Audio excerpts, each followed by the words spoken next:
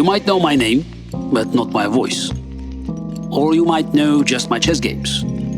I welcome you to a shared adventure into my past and the past of the world of chess. No chess expertise is required to enjoy these stories. Because just like a good chess position, everything is interconnected. You are listening to Kasparovchess.com podcast, episode 1.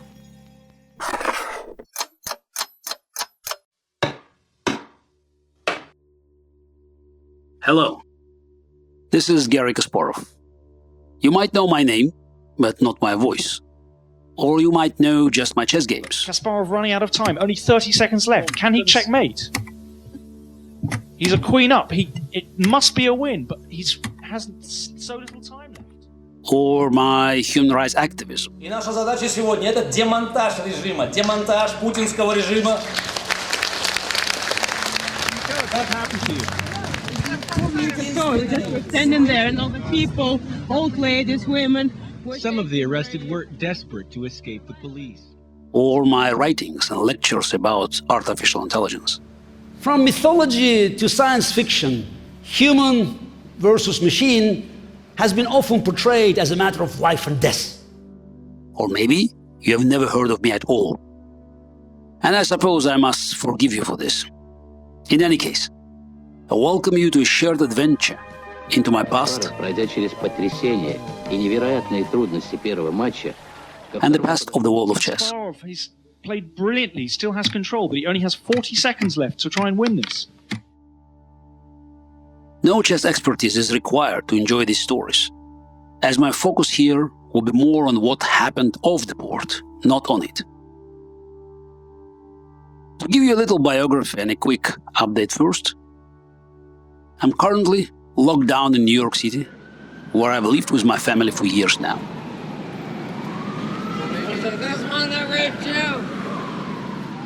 I was born in the Soviet Union, in Baku, Azerbaijan, and celebrated the collapse of the USSR in 1991.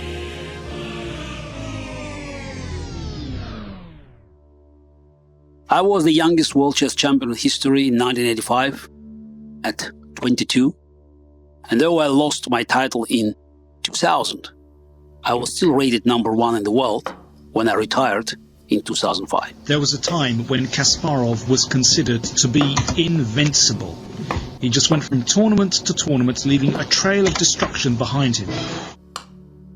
I was forced to abandon my Moscow home in 2013 due to a simple difference of opinion with Russian dictator Vladimir Putin. You might know him best as a chess champion, but Garry Kasparov is playing a very different game these days, one with serious consequences. Today, that challenge and a political protest ended in arrests. He thought I should go to jail for supporting democracy in Russia, and I thought I shouldn't.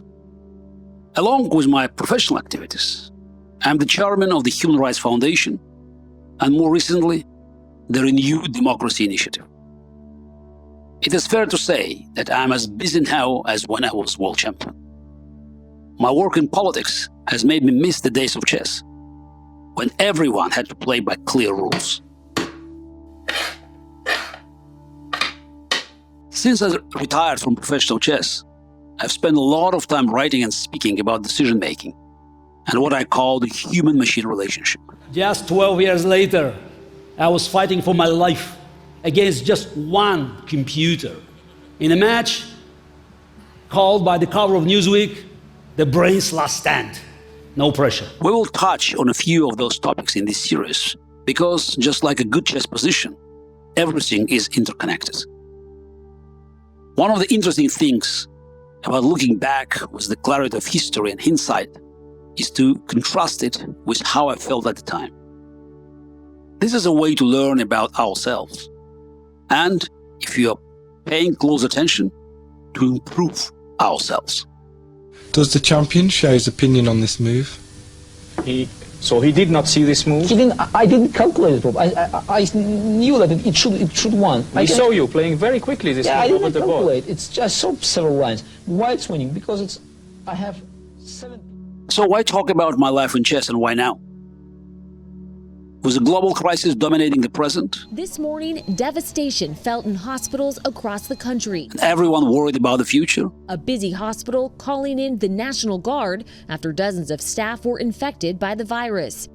it seemed like a nice idea to provide some entertainment with a look into the past.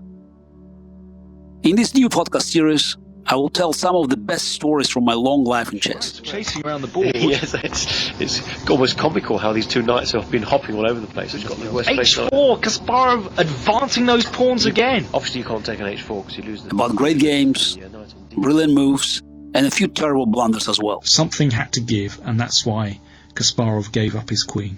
But a really terrible mistake.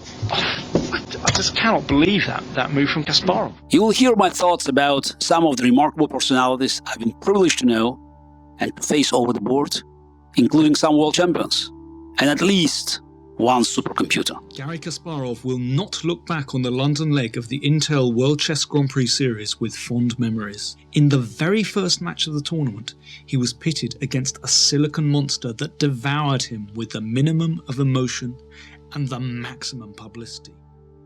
My focus are not the game details, as much as I enjoy digging deep into variations and analysis.